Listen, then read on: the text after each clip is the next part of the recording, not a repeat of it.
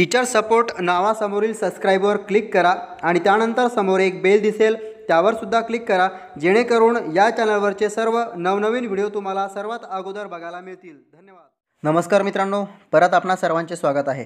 भविष्य निर्वाह निधी यासंबंधी एक बातमी आलेली आहे, एक खुशखबर आपणासाठी घेऊन आलेलो आहे। मित्रांनो, आपणास जर हा व्हिडिओ आवडला तर लाईक करायला कोणतीही कसर करू नका।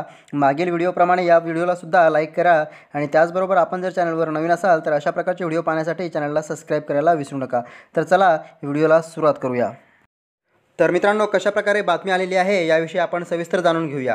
भविष्य निर्वाह निधीच्या व्याजदराचा टक्का आणखी वाढवण्याचा निर्णय भविष्य निर्वाह निधी कार्यालयाने घेतला आहे। त्यानुसार 1 ते 2% वाढ करण्याचा प्रस्ताव तयार करण्यात आला असून प्रस्तावाला मान्यता देण्यासाठी एका समितीची स्थापना केली आहे। येत्या महिन्याभरात ही समिती त्यावर निर्णय देण्याची शक्यता आहे, अशी माहिती पीएफ कार्यालयाच्या समन्वयिका नीलम कुलकर्णी यांनी दिली।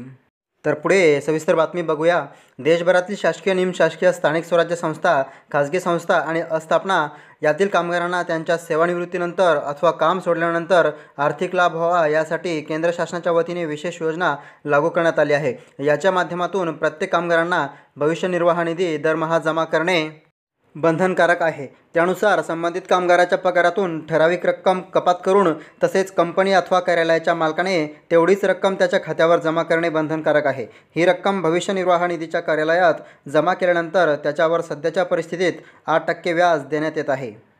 तर मित्रांनो, अशा प्रकारे भविष्य निर्वाह निधीच्या संबंधी ही बातमी होती। आपणास जर माहिती उपयुक्त आणि आवडली असेल तर लाईक करायला विसरू नका आणि त्याचबरोबर अशा प्रकारचे नवनवीन व्हिडिओ पाहण्यासाठी चॅनलला सबस्क्राईब करा आणि हा व्हिडिओसुद्धा तुमच्या सर्व मित्रांना शेअर करा। धन्यवाद।